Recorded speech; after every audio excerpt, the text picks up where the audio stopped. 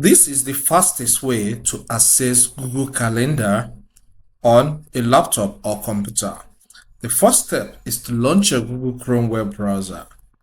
As your browser opens, visit gmail.com and log in.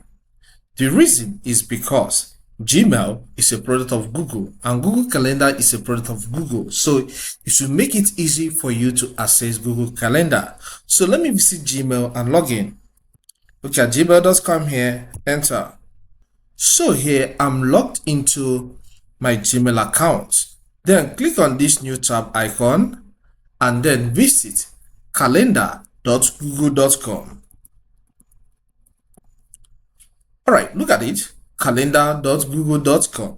After that, press enter.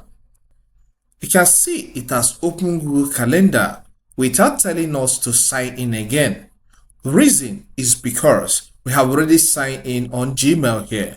So once you sign in on Gmail, these are being owned by the same company. So once you visit the website, you will be logged in automatically. So from there, you can start creating maybe an event or a task or appointment schedule.